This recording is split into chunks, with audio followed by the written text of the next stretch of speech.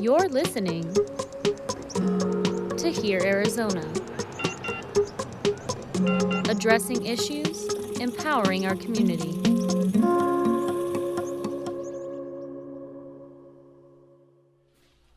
Zoie Simon is a pharmacy technician.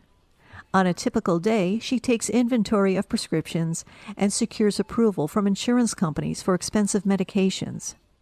She's able to do all this from the comfort of her home.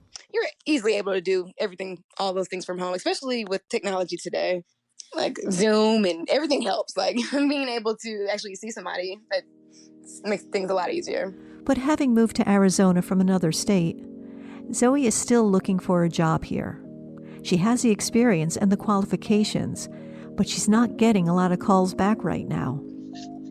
I've only had one interview, and I was like, I have skills and I have work experience. I've worked for the government. I have work experience in this, so I know that's not the issue. I really do believe that, I don't know, I feel like employers may not even want to risk taking a chance with someone that's going to potentially always be calling out. I don't know. She's afraid employers don't want to hire someone with a disability. This is Inaccessible, a Hear Arizona podcast. I'm Andrea Pasquale, the director of Sun Sounds of Arizona, a reading and information service for people who can't read or hold print because of a disability. I've been working with people with disabilities for over 15 years.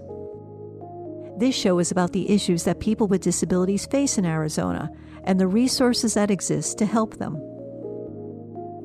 Today's episode is about money and the challenges people with disabilities face while looking for a stable income.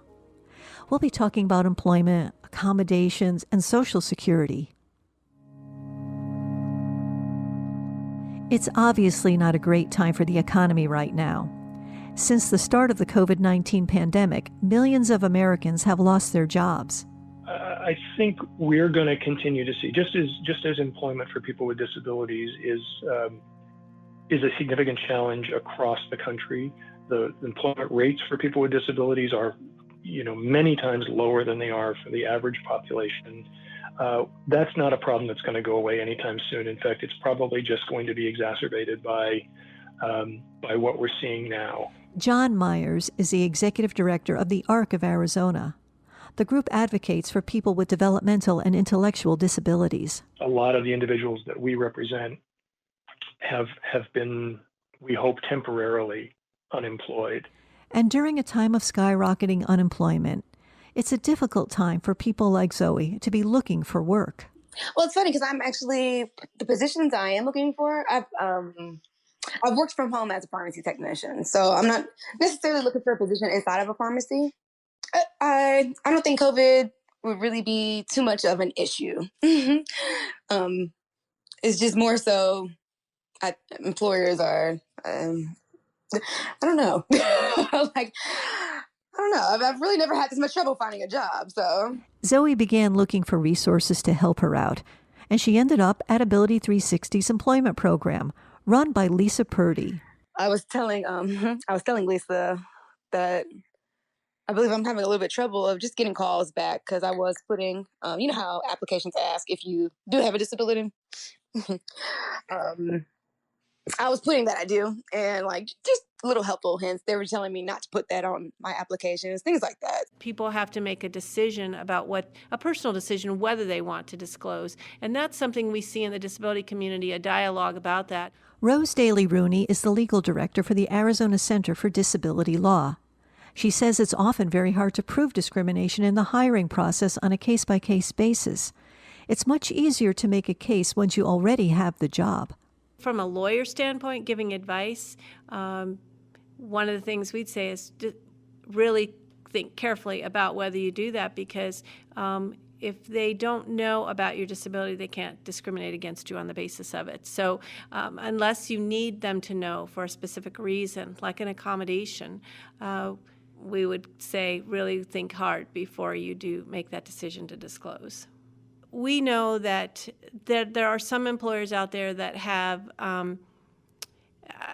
stereotypes They have stereotypes about various types of disabilities. At the hiring stage particularly, you don't know why you weren't hired. It's hard to know that. But if you don't disclose and later you have to tell them you need an accommodation and they say no or fire you because you asked for an accommodation, then you know what happened. Hiring is the most difficult area to prove discrimination. That's why during that phase, unless someone has an obvious disability, they don't know. So we're just trying to eliminate that and get someone in the door so that they can show people what they can do. What I might be saying, it might be a little controversial because there is a lot of talk in the community about with people about feeling like they're not honest if they don't tell them about their disability. But there's nothing in the law that requires you to tell them. A person is not being dishonest by not telling them.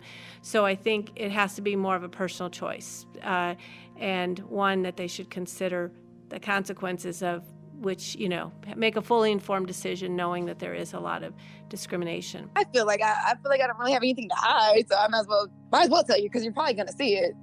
Me carrying around my feeding tube, so I feel like I'd rather be upfront, but I don't think that's getting me anywhere.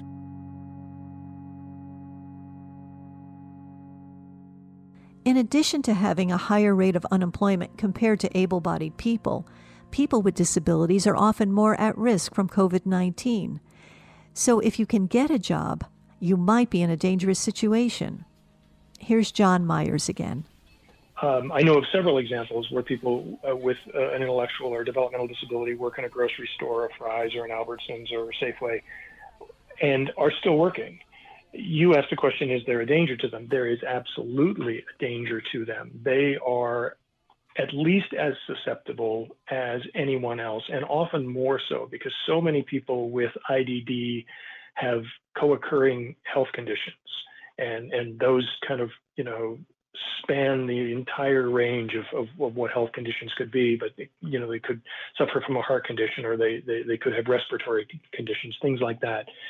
So their exposure to the general population puts them at even greater risk than somebody without that co-occurring condition. People around the U.S. in certain industries are facing this dilemma. Go to work in person and risk contracting the virus, or refuse to work and risk not being able to put food on the table. Luckily, many industries have made the switch to remote work. They're requiring employees to work from home, and Justin Yarborough is among them. He's an accessibility specialist here at Rio Salado College. Most of my work consists of going through our online materials for courses and working to ensure that those are accessible to all our students with disabilities. For him, the switch to remote working saved an incredible amount of time each day, cutting down hours spent on long paratransit trips. And he thinks the speed at which offices around the country transition to work from home is telling. What COVID has shown for a lot of people is, especially disabled people who maybe needed an accommodation in the past to be able to work from home, but companies have thought, well, we can't do that for one reason or another. Working from home has become so prevalent now, it's going to be a lot harder for companies to say, we can't do that. We can't make that work. It's going to, I feel like it's something that could potentially open up employment for disabled people. Sometimes we say here at Ability 360 that there's no better time to have a disability in history than today, because the technology has advanced so far from years past. Daryl Christensen is the head of community integration at Ability 360. He says accessible technology is becoming more and more commonplace. There's so much benefit to employers and employees in the work sites. More folks are working from home, and we're seeing this in the last 3 months with the COVID-19 virus and the pandemic, that more people are working from home very productively with or without disabilities. And so the technology is there like never before. You have virtual meetings being able to be held from anywhere, whether it's on the beach or in your bedroom or in the office. And that's a plus for both the businesses and for potential employees and employees with disabilities. The accommodations that are usually seen cost very, very little. Over half of the job accommodations will cost less than $50, with most of them being at no cost at all.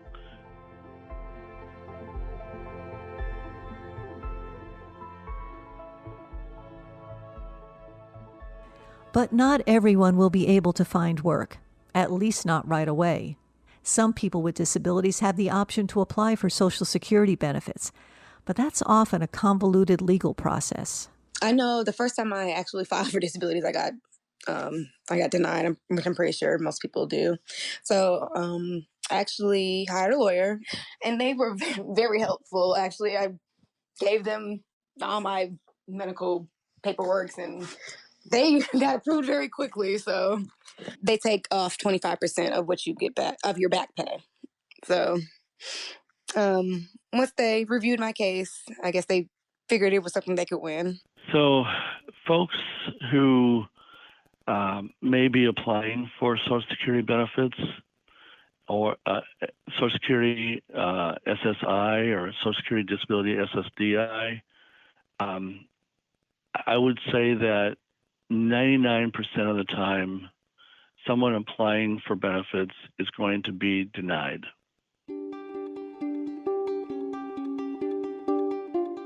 That's the way the system has been working. So what a person needs to do is not get discouraged, and you can appeal that decision. Oftentimes we hear of folks who are going through a couple of appeal processes before they actually receive Social Security benefits. So they've worked really, really hard over a long period of time with a lot of documentation to get on Social Security.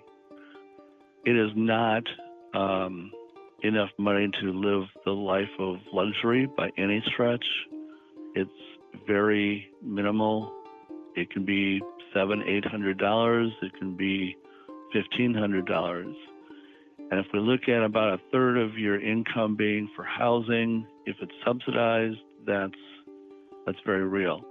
But once you get on Social Security, then to think about going back to work is sometimes not even in the picture, because they've worked so hard to get these minimal amount of benefits that they don't want to lose them. But our job is to educate consumers that by going back to work, you will in fact reduce your Social Security amount. However, your income from the job will more than offset that, and your household income goes up, even though your benefit amounts go down. So to educate folks that that's the case, where they've worked so hard with an appeal process after appeal process to get any type of benefit, our job is to educate folks that it's a cost benefit to go back to work. The idea of losing government benefits is still a very real concern for Marcos Castillo, a disability advocate we've spoken to throughout this series. But he's not thinking about rejoining the workforce. So I've been with my girlfriend going on 16 years now. And I say girlfriend because I can't call her my wife. Legally, I can't call her my wife because the U.S. government has made it so that if I marry her, her income will make it so that I will not be able to have the services so that I can live. It's pretty hard, just in the part that we would have been married, I think, a long time ago. We've been together for, I think, 16 years, 17 years. And we would have done the marriage thing, but I don't like it because we have to think not about the wedding or if we get married. It's more of a financial. If we get married, will my income start affecting his insurance, whatever that, if it will cut or not? Marcos receives medical insurance through his disability benefits, and he's worried that marrying Nina Lopez would be a death sentence. According to the National Council on Independent Living, people with disabilities often choose not to marry in order to keep their benefits. The combined assets of Marcos and Nina would make Marcos ineligible for Social Security. Whenever we talk about marriage equality, right, we always talk about one man trying to marry another man or a woman trying to marry another woman. Like, that's what we're focused on. And it's a very important conversation to have. But like anything else, people with disabilities are left out. So we talk about generational wealth. Well, how are you going to get generational wealth if you can't use the tax exemption that has been put forward by the government, which is marriage? Marriage is a tax exemption. You pay less taxes and you get more benefits if you're married. Well, who needs to pay less taxes and get more benefits than a person living below the poverty line? All right, so I joke and I say that, oh, I haven't married my girlfriend of 16 years, who I have 3 kids with, because she hasn't asked me yet. But that's not the truth. I've asked her plenty of times, but she doesn't want to see me essentially die because I married her. Right? We've long ago convinced ourselves that we don't need to be married. But I would love nothing than to show the world, how much I love what sometimes I slip into calling her my wife. But she's not, right? She's my girlfriend. I'm a 36-year-old man with 3 kids and a girlfriend that I've been with for 16 years. We have a 17, a 19, and a 21-year-old. And she is my girlfriend, has always been my girlfriend, and will always be my girlfriend. But the way that things are now, she will never be my wife. Marcos and Nina's only option right now is to wait and hold off on marriage until the U.S. government changes the system.